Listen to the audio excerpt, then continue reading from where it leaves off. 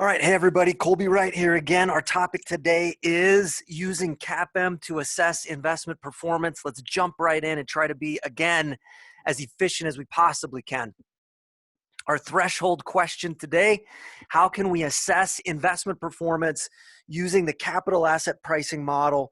Just setting the stage, what we're talking about here is we're trying to figure out how we can assess the performance of an actively managed fund. Today, we're going to talk about how we can use the capital asset pricing model to do that. Let's use the same example that we used in the previous video, in which we talked about basic return concepts and introduced the idea of a Sharpe ratio. We looked at WAMCX, a small cap mutual fund managed by Wasatch Advisors that performed very well over the 10-year period 2010 through 2019. You can see here on the screen, $10,000 invested in this particular mutual fund in 2010 would have grown to $47,785 by the end of 2019. That's the blue line. You can see the red line is the S&P 500 ETF, SPY. So just on a comparison, a simple comparison basis to the benchmark, this mutual fund performed very, very well. Getting more granular to look at the performance, you can see I've just thrown up on the screen here the table that shows the annual fund performance for each of those 10 years, compares it to its category, compares it to the index. You can see that by all metrics, this was a very, very high performing fund. But I want to remind you what we talked about in the previous video.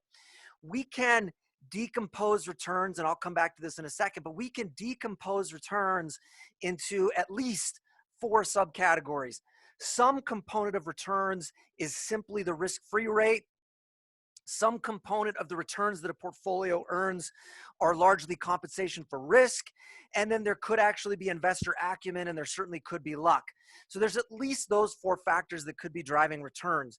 What we proposed in the previous video is that it might make sense at a very basic level to try to take the total return to a portfolio, scale it by the amount of risk in the portfolio, and then use that scaled metric to then make comparisons between actively managed funds, but also to compare actively managed funds to their benchmarks. And just to remind you of what we said in that previous video, investors want high returns relative to risk. So we would want this ratio to be as high as possible. And in that previous video, we only did 2 things. We came to the conclusion that we probably want to use continuously compounded returns in order to get the average return in the numerator. And if we use that methodology, we can also estimate a standard deviation, which will be our very first and kind of most naive attempt at measuring risk. And if you put return in the numerator and risk in the denominator, that's essentially a Sharpe ratio. There's a slight little tweak you would do to get a Sharpe ratio, but we'll call that the Sharpe ratio. When we did this for WAMCX, remember, WAMCX looks really good, right? The average annual return was 15.52% against the S&P 500 of 13%. But what we discovered when we went through this process of trying to scale those returns by risk was we discovered that even though the average annual return was quite high for WAMCX on a risk-adjusted basis, and in this case, all the risk adjustment we were doing was standard deviation in the denominator. When we divide returns by standard deviation, we get this sort of simplified Sharpe ratio, and you can see that the S&P 500 ETF actually dominates WAMCX. So we're starting to get a preview that yes, WAMCX really did perform well over those 10 years, but it may have simply been that they were loading up on risk. So they may have had a risky portfolio during a 10-year period when the market just performed really well. Well, I want to come back to this decomposition for just a second, talk about this again, right? So when we think about total returns in a portfolio, we can attribute some of those returns to a risk-free rate down there in the Southwest. Certainly, a big share probably of the returns to most actively managed portfolios are simply going to be a compensation for risk. That's the Northwest quadrant. And then There could be elements of acumen. Maybe the active manager, the portfolio manager, actually does have a skill set and does understand how to generate returns outside of risk and the risk-free rate. Or there could also just be luck. And I also want to remind you of one other really important thing. What we want to do is we want to pin down the acumen part. We want to know investor skill, because that's what investors should be willing to pay for, right? So we want to pin down acumen, but the problem is we're going to have a really hard time disentangling acumen from luck. Well, today our topic is how can we use the capital asset pricing model to help us sort of deconstruct and get at this acumen with, again, the caveat that we're not going to be able to disentangle luck. Well, let's look at the capital asset pricing model.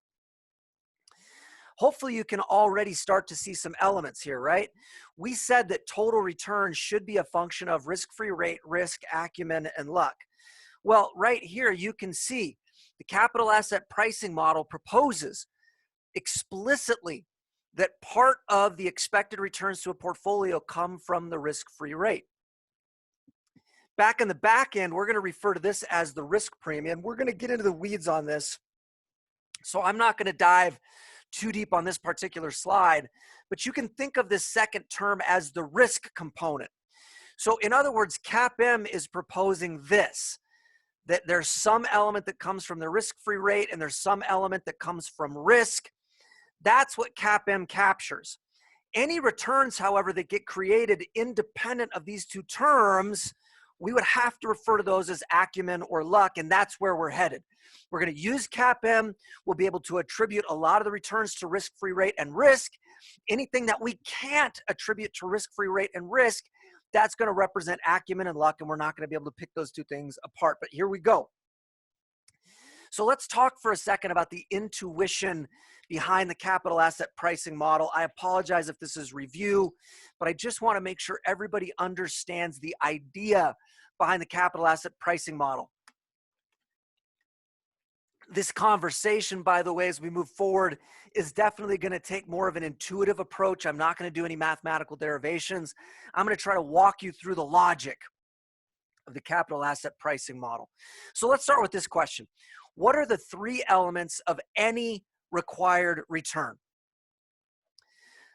What I'm asking is, if you are an investor and you're asking yourself, so you're looking at an investment, you're thinking about investing, and you're asking yourself, what is the return that I demand from this? What is the return that I expect from investing in this particular asset? Almost all economists believe that no matter what asset you're looking at, there are three basic elements to all required returns. The first one is what we call the real rate of return. This is a theoretical construct. In simple terms, the real return is the return that you expect a riskless asset to generate independent of inflation. So assuming there's no inflation, what would a riskless asset generate? Almost all economists believe this is the starting point, right? If you're thinking about investing in a risky asset, at a minimum, you got to at least earn what the real return is going to be. Again, the return to a riskless asset with no inflation. Well, you can guess that the second component of all required returns is going to be the expected inflation premium. This is a very simple concept. If you're investing in a risky asset, in addition to demanding the real return, you would also expect to be compensated for inflation. Nobody wants to invest in an asset if you're going to lose purchasing power. So, okay, these are the first two elements of any required return. The third element is what we refer to as the risk premium. So in addition to the real return and the expected inflation premium, whatever uncertainty or risk is associated with this particular asset that you're contemplating investing in, you're going to demand to be compensated for whatever you perceive that risk to be. So we think these are the building blocks for any required return. Now, most people combine these two right here, the real return and the expected inflation premium. If you put those two things together into one term, what you're then talking about is what is the expected return to a riskless asset in a world that has inflation, right? You're putting the real return and the expected inflation premium together. We typically refer to that as the risk-free rate. So we can redefine those three building blocks for any required return, and we can just simply put them into two terms. The first term is the risk-free rate. Again, that's the real rate of return plus the expected inflation premium. And then the second term is what we call the risk premium, compensation for the perceived expected risk of this portfolio. Okay, with that, I'm going to present it to you graphically from this point forward. Any required return should be the risk-free rate plus the risk premium. The question then becomes, how do we estimate these two things?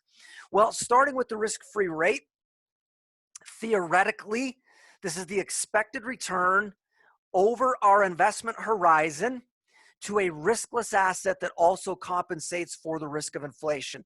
Intuitively, what we're saying here is at a minimum, returns to risky assets should compensate for, number one, whatever the riskless asset would earn. This is our baseline opportunity cost. Secondly, at a minimum, returns to risky assets should also compensate for whatever inflation is estimated to be, which would be a common risk factor across all assets. So what I need you to understand is no matter what asset you're talking about, these things are going to be the same. The risk-free rate should be the same for any asset in the economy because we're just talking about real return and expected inflation premium. Those are not asset specific. Those would be the same for all assets. Okay, how do you actually estimate the risk-free rate? Well, practically speaking, you have to select a proxy for the riskless asset in the economy. Typically, this is a treasury with the same maturity as your investment horizon. So if you're doing a 5-year investment horizon, or that's a bad example. If you're doing a 10-year investment horizon, you'd pick a 10-year treasury. If you're doing a 30-year investment horizon, you'd do a 30-year treasury. Then what you would do is obtain historical data for returns to this asset. You have to select a sample period. So you have to decide how far back am I going to go to get data for this instrument. Then you would determine the average annual return to this riskless asset over that sample period. So that would be sort of the logic for trying to estimate it. I would give you a caveat and say, don't try to go estimate this on your own, especially if you're doing forward-thinking stuff, which is not really the focus of our video. But my recommendation is just rely on professional service providers. One of them that's very widely accepted is the Duff & Phelps Valuation Handbook or Cost of Capital Navigator. I've gone and just plucked one page out of that. You don't have to read through everything here. I just want you to see down here, we are reaffirming our concluded normalized risk-free rate of 3.5% established as of November 15th, 2016. However, as indicated earlier, we're monitoring market conditions and will evaluate when risk rate normalization may no longer be appropriate. So look, all I'm saying is don't go out there and try to estimate this on your own. If you're doing a forward-looking analysis, some sort of NPV calculation, and you need a discount rate, and you're going to use the capital asset pricing model, just go and get it from Duff & Phelps. But again, that's not the focus of what we're doing today. What we're doing today is we want to use the capital asset pricing model to do performance assessment for actively managed portfolios. So this is going to take on a slightly different form, and I'll show you in a few minutes. But let's come back to this graphic. So we know that required return is risk-free rate plus a risk premium. I've just talked to you about how to estimate risk-free rate. Now I want to focus on risk premium. How do we estimate this thing? Well, let's focus on the stock market for now. Imagine owning stock in Ford Motor Company. What are the potential risks facing you as a shareholder, a stockholder in Ford Motor Company? Well, there's commodity risk, right? Because there's a lot of metal and other inputs that go into a vehicle. So you're certainly going to face commodity risk. Absolutely going to face business cycle risk. We know that automakers are very cyclical. As GDP goes, so go the fortunes of the automakers. There's interest rate risk because a lot of people don't buy their cars with cash. They finance their cars. And so interest rates affect how much car they can afford. So you're facing interest rate risk. There's recall risk. In the past 5 or 10 years, we've seen big airbag recalls that cost automakers a lot of money. Labor risk. Many of the automakers have unions that they interact with, and so unions can go on strike. You could have labor problems, litigation risk, and there's many more. So there are a lot of different risks that you face as a shareholder in Ford Motor Company. Well, there's a general axiom, and the general axiom of finance and economics is risk requires compensation. So you're going to demand to be compensated for all of this risk, and this is getting back to how do we estimate a risk premium. However, we need to talk about total risk and decompose total risk. We decompose the total risk that you face, right? So all of these things, this all dumps into or pours into total risk. But we make a very big distinction when it comes to total risk. Some aspects of total risk are what we call systematic risk. Other aspects of total risk are what we call unsystematic risk. Unsystematic risk is also called idiosyncratic risk. I want to say that again. Unsystematic risk is also called idiosyncratic risk. Unsystematic or idiosyncratic risk can be neutralized through diversification. These are risk factors that you can mitigate simply by diversifying your portfolio. Systematic risk, however, cannot be diversified away. So I want to show you this one more time. Total risk can be divided into unsystematic, also known as idiosyncratic risk, which can be diversified away. Whatever cannot be diversified away is referred to as systematic risk. Again, that's immune to diversification. Well, this is really, really important to understanding the capital asset pricing model. The capital asset pricing model makes a very strong assertion that only systematic, i.e., non-diversifiable risk gets rewarded. So the capital asset pricing model says that this unsystematic idiosyncratic risk, since it can be neutralized through diversification, should not be rewarded. So when we're talking about a risk premium, what are we saying? The only risk that should drive a risk premium is undiversifiable risk, also known as systematic risk. Okay, so that takes us back to this graph. Required return is the sum of the risk-free rate and the risk premium, but now we can add an element to this. And the element that we can add is we now know that the risk premium, at least according to the capital asset pricing model, the risk premium is solely and exclusively driven by systematic risk. Well, the question then becomes, how do we estimate this risk premium, which we know will be driven by systematic risk? Here's how we're going to attack the problem. The first thing we're going to do is estimate the risk premium. By the way, we have to be really careful here. When we say risk premium, I'm using that word premium intentionally. Risk premium means return that you should get above and beyond the risk-free rate, because we've already explicitly captured the risk-free rate. So what we're talking about here is return above and beyond the risk-free rate because of the risk that you're bearing. So our strategy is we're going to estimate the risk premium to a portfolio with precisely average systematic risk. If we can do that, if we can somehow construct a portfolio with precisely average systematic risk and we can estimate the expected return to that portfolio, we're going to call that the equity risk premium. Then the next thing we're going to do is we're going to scale that equity risk premium by the amount of systematic risk in the stock or the portfolio that's being analyzed. So I want to say this one more time. First step, estimate the risk premium to a portfolio with perfectly average systematic risk. Call that the equity risk premium. Then we're going to scale that equity risk premium by the amount of systematic risk in the stock being analyzed.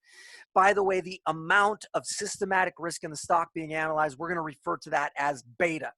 So beta I, that indicates the beta of stock I, and it's a measure or a signal of the systematic risk in stock I. So it's going to look like this. The total risk premium will be the beta of the stock or the portfolio times the equity risk premium. Therefore, our total required return, putting all of it together, will be the risk-free rate, which we've already talked about, plus the beta of the stock or the portfolio times the equity risk premium. Couple of important notes here. This formula for required return holds for all assets. Also, the only term that changes across assets would be that beta I. The risk-free rate should be the same for all assets. The equity risk premium should be the same for all assets. The only thing that changes is the amount of systematic risk in the asset or the portfolio being analyzed. Okay, so here is our summary. Required return is risk-free rate plus risk premium, but now we can actually put some more granularity to this. What we're going to say is the expected return for a stock I or portfolio I will be the risk-free rate plus the product of that stock or portfolio's beta times the equity risk premium, which leaves us with two questions. How do we estimate the equity risk premium, and how do we estimate beta? So this is our goal for the next few minutes, is we want to tackle and answer these two questions. So here we go. First off, how do we estimate the equity risk premium? Well, theoretically, this is the expected return above the risk-free rate, because it's a premium, the expected return above the risk-free rate to a perfectly diversified portfolio, which I will hereafter refer to as the market portfolio. So if you hear me say market portfolio, that is me saying this is the portfolio that is perfectly diversified. So our equity risk premium is going to be the expected return to the market portfolio minus the risk-free rate. Here's the intuition behind this. A perfectly diversified portfolio has no idiosyncratic, it has no unsystematic risk, because if the portfolio is perfectly diversified, we've gotten rid of all of the risk that we can diversify away. In that case also, the perfectly diversified portfolio has precisely average systematic risk, because the only way to get a perfectly diversified portfolio is to put all of the assets in the world into it. So throw all of the tradable assets in the world into the portfolio, you will have eliminated all idiosyncratic risk. Further, what will be left is a portfolio with precisely average systematic risk. Why is that? It's because you've put every tradable asset in the world into that portfolio. Every tradable asset in the world, they all have their own level of systematic risk. Throw them all in a portfolio, and what you're left with is average systematic risk. That's definitional, right? Definitionally, if we put all the assets in a portfolio, we've diversified away idiosyncratic risk, and we're left with average systematic risk. Therefore, since we've diversified away all idiosyncratic risk, the return to this portfolio is entirely driven by average systematic risk. This is because we're going back to that fundamental notion of economics and investing. Risk requires compensation. The only risk being rewarded is systematic risk. In this market portfolio, that's the only thing that's there, is average systematic risk. So therefore, the return to this portfolio is entirely driven by average systematic risk. The return to this market portfolio less the risk-free rate can be called the premium for bearing average systematic risk. So this is how we're going to estimate the equity risk premium. And actually, we're not going to estimate it, but this is how you could do it. Select a proxy for the perfectly diversified portfolio. By the way, that's very hard. It's very hard to pick a proxy, because what the capital asset pricing model says is we want a portfolio that contains all the tradable assets in the entire world, where you're not going to be able to find that. But you would look for the broadest portfolio you could possibly find. You also need a proxy for the risk-free rate. We've talked about that. Then you would need to select a sample period. How far back and what will the frequency be? Am I going to use daily returns, weekly returns, monthly returns? Am I going to go back 5 years, 10 years, 15 years? So you have to make those decisions. Once you've made those decisions, collect the return data to both the market and the risk-free rate. Calculate the difference between those two things, and then just calculate the average difference over the sample period, and then annualize that, and you're left with your annualized average equity risk premium. Again, we're not going to do this. We're not going to go through that process. If you were doing a forward-looking analysis, so you're calculating NPV and you need a discount rate, again, I would recommend just relying on the Duff & Phelps Valuation Handbook, reading the first paragraph. Based on current market conditions, we find sufficient evidence to conclude on a conditional U.S. equity risk premium 5.5% for valuation dates as of December 31st, 2018 and thereafter. So notice Duff & Phelps is saying, look, you should use a risk-free rate of 3.5% and you should use an equity risk premium of 5.5%. Okay, let's do a quick GPS check. Required return, we said there's 3 elements. And it doesn't matter what asset you're talking about. All assets have these 3 building blocks for required return. Real return, which is the compensation for a riskless asset absent inflation. That's the first element. Second element is compensation for inflation. We'll call that the expected inflation premium. Third element is the risk premium. Remember, most economists combine the real return with the expected inflation premium. We call that the risk-free rate. So all required returns are a risk-free rate plus a risk premium. Remember that capital asset pricing model asserts that the only risk that gets rewarded is systematic risk. And what we do is we reduce this down and we say, well, how are we going to estimate a risk premium if we believe that the only risk that gets rewarded is systematic risk? Well, what we said is it would be the product of the equity risk premium and the beta. Remember, the equity risk premium is the expected return on a market portfolio containing all tradable assets less the risk-free rate. That's the expected risk premium. In other words, that's the expected premium above the risk-free rate for holding average systematic risk. Then we just scale that equity risk premium by the beta of the asset or the portfolio we're analyzing. Beta represents the amount of systematic risk in that stock or that portfolio. Putting those 3 things together there, the required return then will be the risk-free rate plus the beta times the equity risk premium. And I just want to remind you, all we're saying in that last formula is that the required return is the risk-free rate plus the risk premium. It's just that we've given some clear definition now to what the risk premium is. Okay, we're going to turn it into this functional form. We're going to say the expected return on asset or portfolio I is the risk-free rate plus the beta of the asset or the portfolio times the expected return on the market portfolio minus the risk-free rate. Inside of the brackets, that is simply the expected risk premium, which again is the expected return to a portfolio with perfectly average systematic risk less the risk-free rate. Then we scale that by the amount of systematic risk in the asset or the portfolio, add it to the risk-free rate, and there we go. Okay, so we said that there were 2 questions. How do we estimate the equity risk premium? We've already covered that one. So now what we're left with is the second question. How do we actually estimate beta, which again is supposed to be a measure of the amount of systematic risk in the asset or in the portfolio? So let's keep moving forward here. Okay, theoretically, beta is the amount of systematic risk present in an asset. This is important, where the average systematic risk takes the value of 1. So beta is a measure of systematic risk, and it takes the value of 1 if the asset has average systematic risk. Here's the intuition behind this. Only systematic risk is rewarded. We now have an estimate of the risk premium for average systematic risk, which we have called the equity risk premium. Now we need a scaled measure of systematic risk where the average equals 1.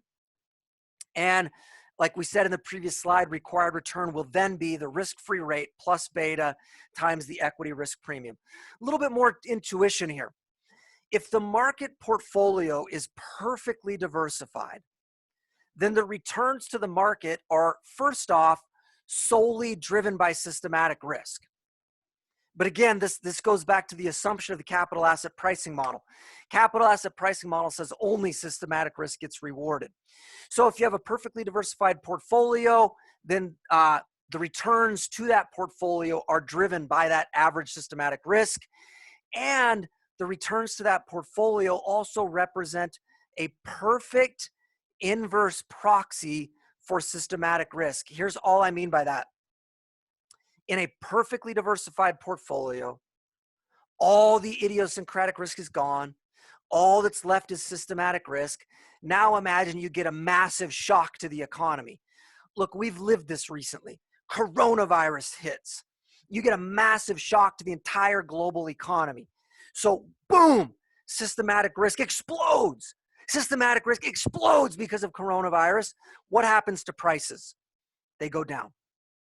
Returns go down, right? So as you get an explosion, an acute explosion in systematic risk, you see prices drop, right? So that's why we're saying that the returns to the market are going to end up being an inverse proxy for systematic risk.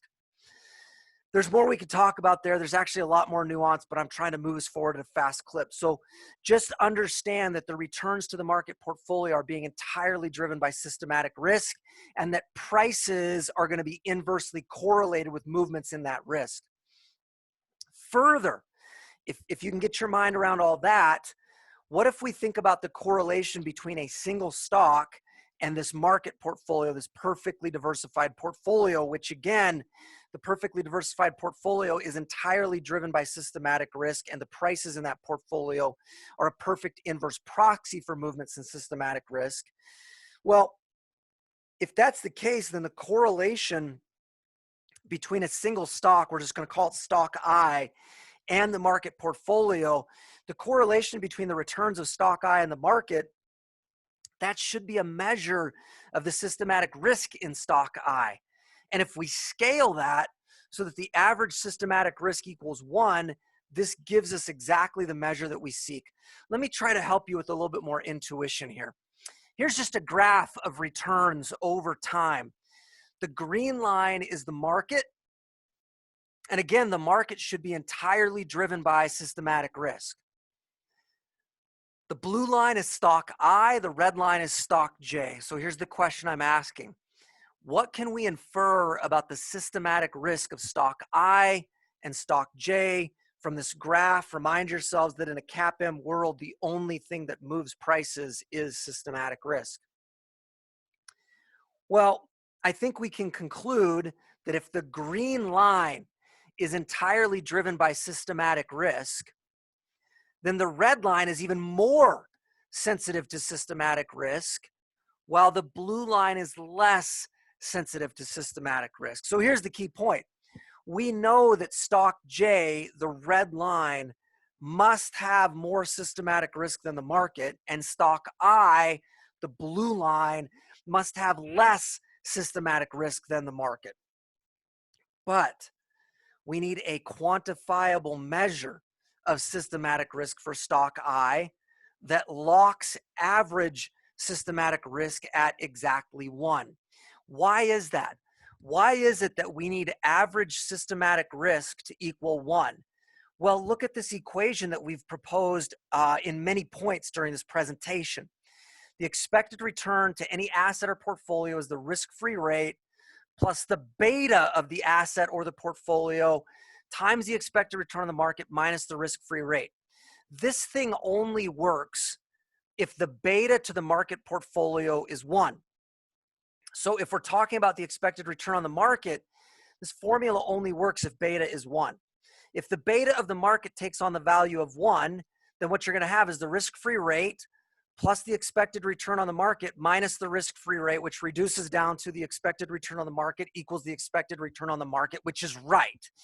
Therefore, we need this thing to take the value of 1 when we're talking about average systematic risk. Okay, so let's look at what we've got here with a scatter plot. What I've done on this graph is on the x-axis, I have mapped out the returns to the market. And on the y-axis, I've created a scatter plot with the returns to stock J and stock I. So the blue dots, or the blue diamonds, I should say, the blue diamonds are stock I, the red dots are stock J. Then what I'm going to do is I'm just going to shoot a regression line through those scatter plots, right? So right here with the red, the Y variable is the return to stock J, the X variable is the return on the market, and I just did a regression. With the blue diamonds, the same thing. the return to the market on the x-axis and the return to stock I on the y-axis, shoot a regression line through there, and I get a slope coefficient. For the blue, for stock I get a slope coefficient of 0.4848. For the red, stock J, I get a slope coefficient of 2. What does that mean? How do we interpret that? Well, for every 1% movement in the market, we get a 2% movement in stock J, the red. For every 1% movement in the market, however, we only get a 0.5% or 50 basis point or 48 basis point movement in stock I. What if I do this with the market? So what if I put the market on the x-axis and on the y-axis, which is a ridiculous thing to do. But if you do that, then you get y equals x, which means the slope coefficient from this regression is 1. I want to remind you, what we want is we want a measure of systematic risk that locks in at 1 if we're talking about the market portfolio. What I'm trying to show you here is this is how to get that done. The way you get a measure of systematic risk that locks in at 1 if we're talking about the market portfolio is to do this regression. Put the market on the x-axis and your stock or your portfolio on the y-axis. Run the regression, and the slope coefficient from that regression, which we call beta, the slope coefficient from that regression is exactly what we want. It's the measure of systematic risk in the stock or the portfolio, and it's locked in at a value of 1 if we're talking about the market portfolio itself. Okay, so how are we practically speaking going to estimate beta? Well, you're going to select a proxy for the market portfolio. You're going to select a sample period, how far back in frequency. So am I going to go back 5 years, 10 years? Am I going to use weekly, monthly, daily? Then you'll collect the return data to the market and stock I or portfolio I, and you'll simply estimate the regression that we talked about in the previous slide. So the returns to the portfolio or the stock will be the Y variable. The returns to the market will be the X variable. Estimate that regression, and your slope coefficient, your beta from that regression, represents the amount of systematic risk in stock or portfolio I. All right, we have now covered a ton of ground. We started off by saying that all required returns are simply the sum of the risk-free rate and the risk premium. CAPM says the only risk that gets rewarded is the systematic risk. So then we can reconfigure this way. This is CAPM. The expected return on stock or portfolio I is the risk-free rate plus the beta to the stock or the portfolio times the expected return on the market minus the risk-free rate. This is the capital asset pricing model. It's a very common method of estimating required returns for stocks. But our question is, how can CAPM help with portfolio performance assessment? Let me see if I can help you visualize this, and then we'll just do a little bit of cranking in Excel. Here's the capital asset pricing model. We've said it 100 times over the last half hour. Expected return on a portfolio should be the risk-free rate plus the beta of the portfolio times the expected return on the market minus the risk-free rate. All I'm going to do is two things here. I'm going to change this from expectations into realized returns, and I'm going to add an epsilon term.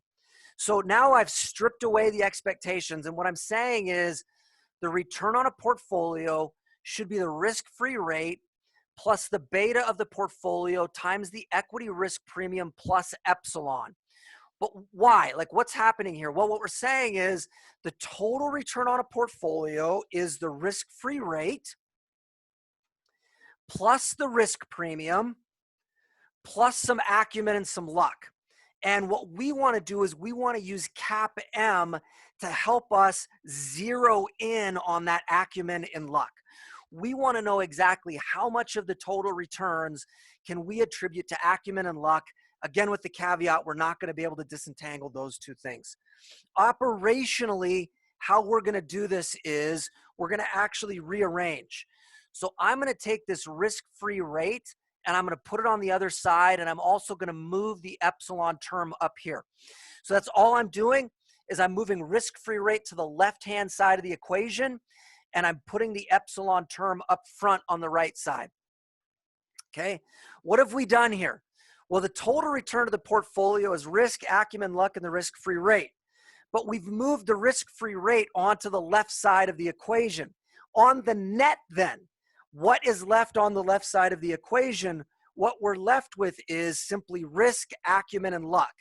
We're going to use the right-hand side of the equation to try to disentangle those things. And what we're going to say is the epsilon term represents acumen and luck. The second term represents risk.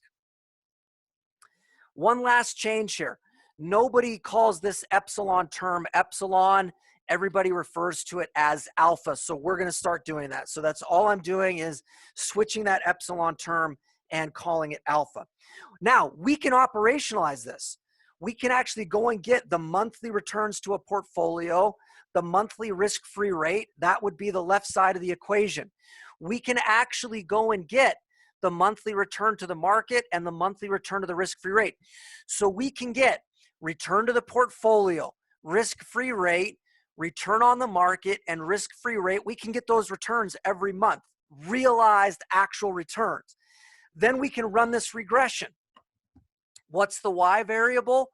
It's the monthly or weekly. You can do it monthly, weekly, or daily, but I'm going to do monthly. It's the monthly return to the portfolio minus the risk-free rate. That's the Y variable. What's the X variable? The monthly return on the market minus the risk-free rate. We run this regression and we're going to get two coefficients. We're going to get a y-intercept and we're going to get a slope coefficient. We're going to call this alpha and beta. Okay, I actually want to show you how to operationalize this, and then we got to come back into the PowerPoint slides for just a couple more things. But let's go and crank on this thing. So what I have here is I have the monthly price data for WAMCX. Now I'm going to need the returns for this, so let's do WAMCX returns, and we're going to use continuously compounded returns like we learned in our previous video. So continuously compounded returns, remember the very last one you're going to have to delete. You're not going to have a return associated with the first month of price data. Let's turn those into percentages just so that they're a little bit easier to interpret. Now, what we're going to need is a risk-free rate. Then we're going to need the return to WAMCX minus the risk-free rate. That's going to be our Y variable. We're going to need the return to the market minus the risk-free rate. So we got to go ahead and get all this data. Again, we're not going to estimate this on our own. We're going to go ahead and use a resource that's already out there. There's a professor named Ken French who has a data library. If you just Google Ken French data library, this will be the first thing that pops up. So go to the Ken French data library, and you can see he's going to do this for us. The return to the market minus the risk-free rate. Now, if you scroll down in his data library, it's a little bit small here. There's this thing called FAMA French 3 factors. Click on the CSV file, open up the zipped folder, and open up the CSV file. And I want you to notice he already has for us the risk-free rate, and he already has the market minus the risk-free rate going back to, and he has a very, in your eyes, it's going to seem unique, but this is very standard for economics.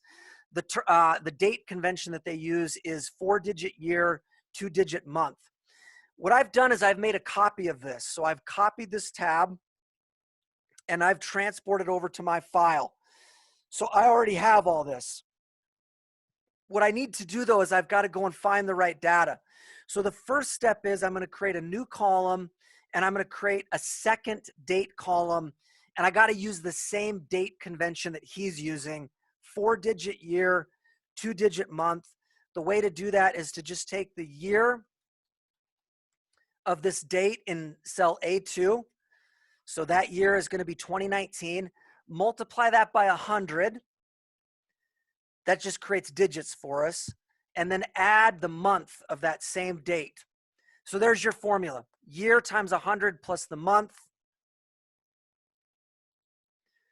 Now, when I click on it, it's going to look weird, but I promise it's right if we just turn it into the right format. So there it is. So, okay, send that all the way down. Now we've got all of the dates in the right convention. So now I'm going to get the risk-free rate. I'm just going to use a VLOOKUP function. I'm going to look up this date in the Ken French data, and I want the risk-free rate, so I'm going to need the fifth column. But I'm going to highlight that whole array, and I'm going to lock it in, and I need the fifth column, and I want an exact match, so I'm going to use the false indicator. Okay, if we do that, and by the way, you also need to know all of the Ken French data is in integer format, so you need to divide it by 100 to put it into percentage format like the other data that we have. Okay, that should work. I'm going to send that all the way down the line. I'm going to turn it into a percentage.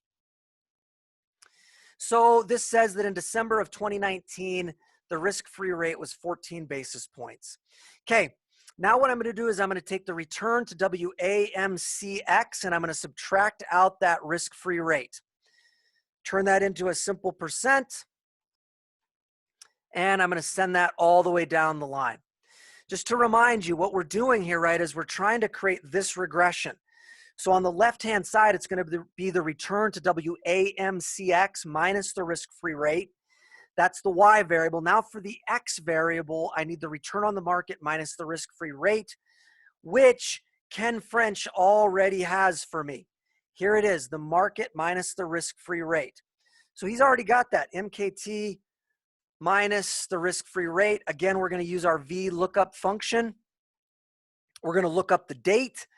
We're going to go to the Ken French data. Now it's just 2 columns. Highlight all the way to the end. Lock that in with an absolute reference. I want column 2. I want exact match. Divide it by 100. Don't forget to do that because those are all integers.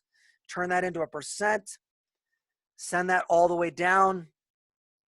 Okay, so now we have our Y variable and our X variable. We're going to run this regression and we're going to get an intercept coefficient and we're going to get a beta or a slope coefficient.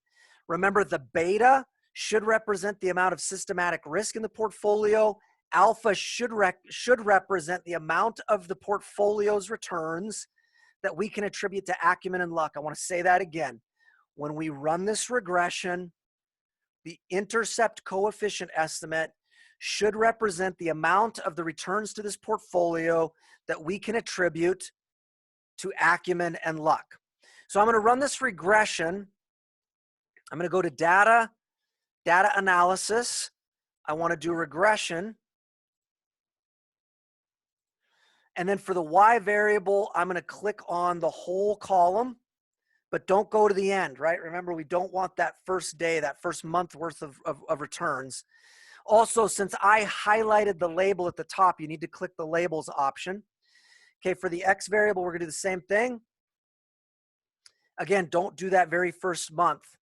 I'm gonna have this output kick into a new tab. I'm gonna click OK, and I'm gonna make this a lot bigger and try to make it so that we can see it. But we have to talk, okay? How do we interpret all of this? Well, here is the alpha. That's the alpha right there. That's the beta. Just to be clear. So there they are. I'm going to turn this into a percent. This one, we're going to leave it just like it is. This beta, we're going to leave kind of in that format right there. Okay, so the alpha coefficient is minus 3.5 basis points, minus 0.0355%. But how should we think about interpreting this? So this is where I want to bounce back into the slides for just a second.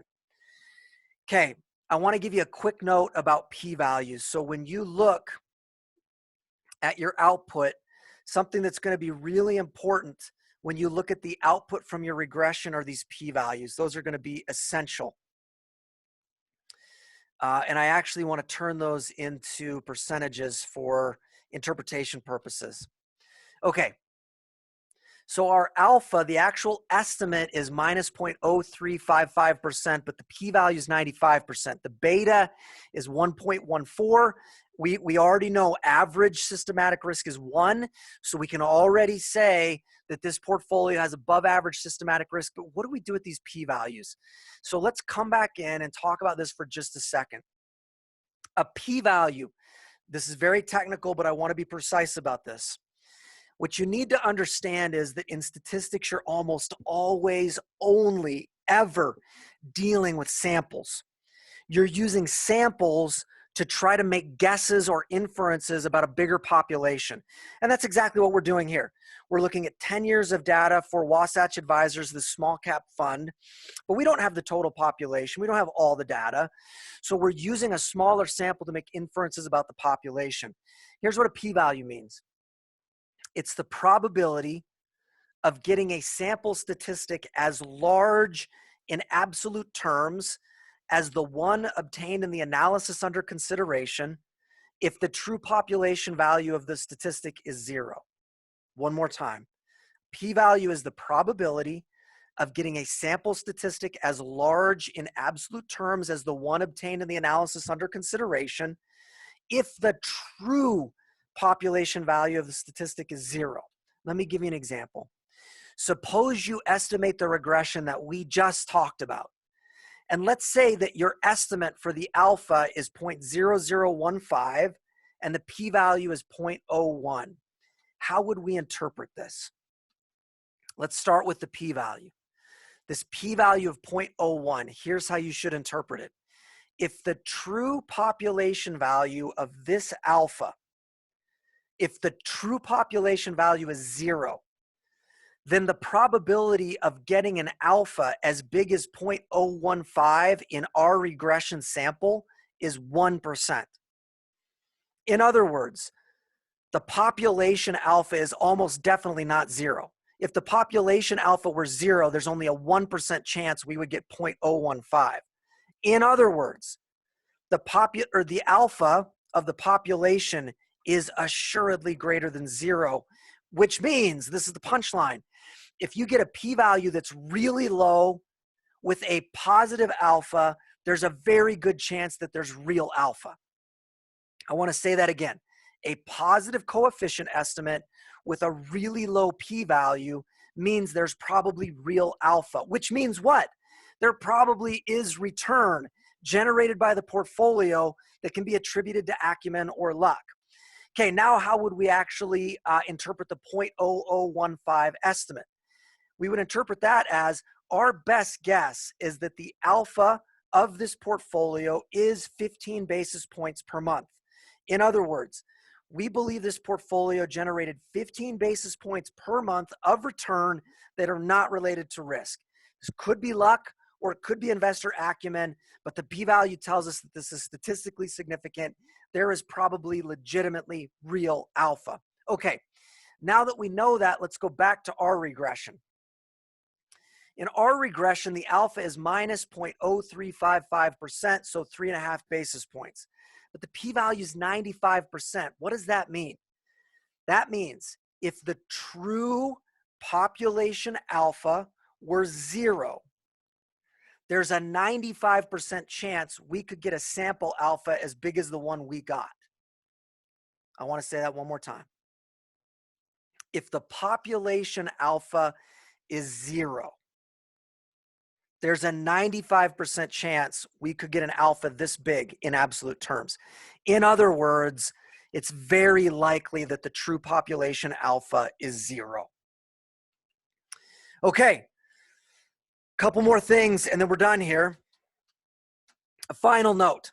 We talked last class or in the last lecture, in the last video about the Sharpe ratio.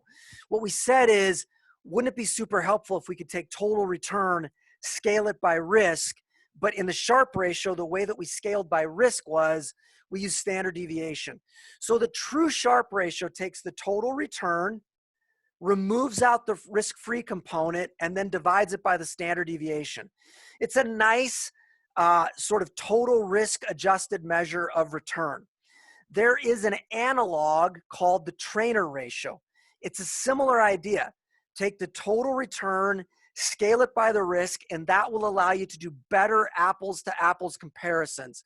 But the Treynor ratio proposes, instead of using standard deviation, which is a measure of total risk, Treynor ratio says just use beta, which is a measure of systematic risk, because we think systematic risk is the only thing that should be rewarded. So the Treynor ratio is the return to the portfolio subtract out the risk-free rate, divide by the beta, and then you can make apples to apples comparisons. All right, I want to close this up by just pointing out something. Remember, we started this thing by looking at WAMCX, which had performed really well. Average annual return over that 10-year period of 15.52%, which really looked good compared to the S&P 500. But when we did our naive Sharpe ratio, we started to see that even if we just adjust returns using total risk, it doesn't look that impressive. Then we took one step forward today and we said, yeah, we could also use CAPM. We could use this regression specification to do a decomposition, right? So we can use the CAPM to do a decomposition or a return attribution exercise. If we take the returns to the portfolio, subtract out the risk-free rate, estimate this regression, we can see how much of their returns are coming from risk and how much of it is coming from acumen and luck. And what we saw when we estimated that regression was that the alpha is negative and it's not statistically significant, which means we actually think the alpha is 0. So what accounts for this really impressive performance to WAMCX? Well, what you can see is they have higher than average systematic risk during a 10-year period where holding risky portfolios and risky assets really paid off. But what we can conclude is, at least in a CAPM framework, we see almost no evidence of investor acumen or luck. Okay, let's call that good for today. We've got more to talk about in the next lecture. We'll be talking about multi-factor models for return attribution.